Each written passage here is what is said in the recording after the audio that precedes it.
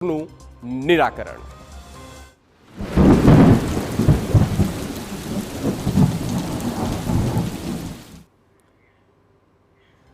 સુરત શહેરમાં 5 લાખની વસ્તીને અસર કરતી ખાડીપુર જે બારડોલી કામરેજથી પ્રવેશ કરે છે, જેને હાઈવેથી ડાયવર્ટ કરવા કોર્પોરેશન પ્લાન કરી રહી છે। સતત 7મા વર્ષે ખાડીપુર આવતા ઘોર નિંદ્રામાં રહેલું કોર્પોરેશન હવે જાગ્યું। હવે પૂરને કેવી રીતે નિયંત્રિત કરી શકાય તેનો અભ્યાસ કરીને ડીપીઆર બનાવવામાં આવશે। સાથે હજી પણ કેટલાક વિસ્તારમાં પાણી ભરાયેલા છે। જુઓ હાલાકીની વચ્ચે પ્લાનિંગ।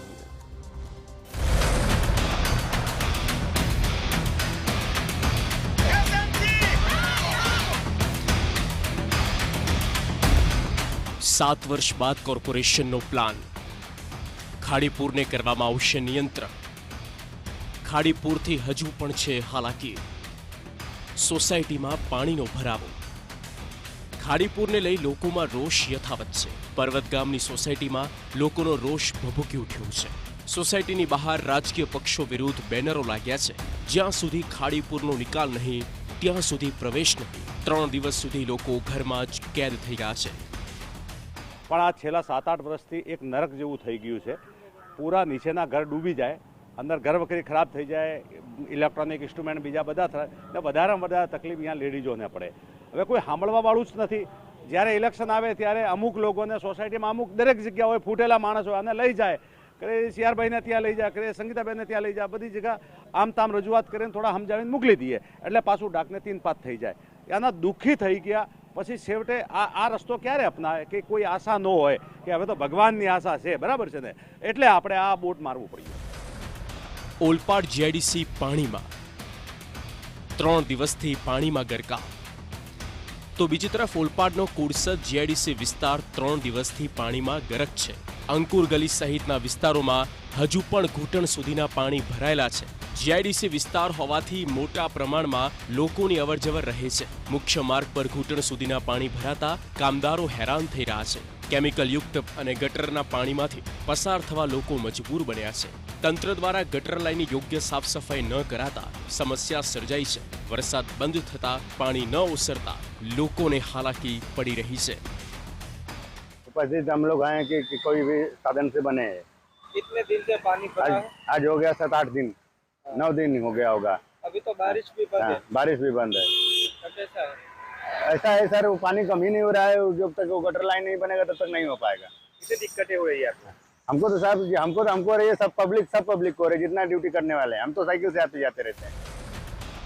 વરસાદ બંધ છે છતાં દ્રશ્યોમાં સ્પષ્ટ જોઈ શકાય છે કે રસ્તાઓ પર ઘૂંટણ સુધીના પાણી ભરાયેલા હોવાથી વાહન ચાલકોથી લઈને સ્થાનિકોને મુશ્કેલી વેઠવી પડી રહી છે। લોકો કેમિકલ યુક્ત અને ગટરના પાણીમાંથી પસાર થવા માટે મજબૂર બન્યા છે। પુરસદ જીઆઈડીસી વિસ્તારમાં સીધા દ્રશ્યો જોઈ શકો છો કે પુરસદ જીઆઈડીસી નો જે મુખ્ય રસ્તો છે એ આજે પણ જળમગ્ન છે। છેલ્લા 3 દિવસથી વરસાદનું જોર ઘટી ગયું છે, છતાં તંત્રના પાપે લોકોને આ પાણી ભરાવાની સમસ્યાઓનો સામનો કરવો પડી રહ્યો છે। જે ડ્રેનેજ લાઈનો છે એ ડ્રેનેજ લાઈનો હજુ પણ બ્લોક છે। તંત્ર દ્વારા યોગ્ય પાણી નિકાલની વ્યવસ્થાઓ કરવામાં નથી આવી, જેને લઈને આ પરિસ્થિતિનું નિર્માણ થયું છે। ખાડીપુર અટકાવવા તંત્રની ભલામણ। ખાડીપુરને ડાયવર્ટ કરવાનો પ્લાન। 7મા વર્ષે તંત્રએ કર્યો નિર્ણય। સુરતમાં સતત 7મા વર્ષે ખાડીપુર આવતા આખરે તંત્ર જાગ્યું। ખાડીપુરને કેવી રીતે અટકાવી શકાય તેનો અભ્યાસ કરાશે। હાઈવેથી જ ખાડીપુરને ડાયવર્ટ કરવાની સમસ્યાનો ઉકેલ મળી શકે। ડિટેલ પ્રોજેક્ટ રિપોર્ટ બનાવવા સ્થાયી ચેરમેને સૂચના આપવામાં આવી। ખાડીઓને રીસ્ટ્રક્ચર કરીને વહન ક્ષમતા વધારવા પણ સ્થાયી ચેરમેને સૂચના આપવામાં આવી છે। મીઠી ખાડીને તાપી કે અન્ય નદીમાં ડાયવર્ટ કરવા અંગે અભ્યાસ કરવામાં આવશે। બારડોલી કામરેજથી આવતા પાણી ડાયવર્ટ કરવાની પણ શક્યતા તપાસવામાં આવશે। ખાડીને રીસ્ટ્રક્ચર કરવા પણ કોર્પોરેશનની તૈયારી છે। તમામ શક્યતા તપાસવા માટે સ્થાયી ચેરમેને કમિશનરને નોંધ પાઠવી છે। સીમાડા ખાડી, કોયલી ખાડી, કાંકરા ખાડી, મીઠી ખાડી, મીંઢોળા ખાડી સહિતની ખાડીઓને રીસ્ટ્રક્ચર કરી વહન ક્ષમતા વધારવા પણ સૂચનો આપવામાં આવ્યા। મીઠી ખાડીને તાપી કે અન્ય નદીમાં ડાયવર્ટ કરવા ડિટેલ પ્રોજેક્ટ રિપોર્ટ બનાવવા પણ જણાવ્યું છે।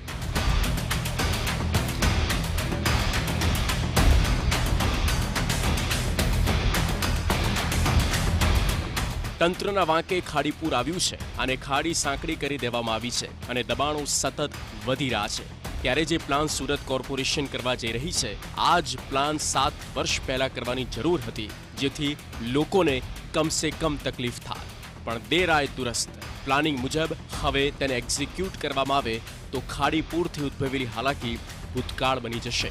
સુરતથી બળદેવ સુથાર અને મેહુલ ભોકડવા, TV9. સુપર પ્રાઇમ ટાઈમમાં આગળ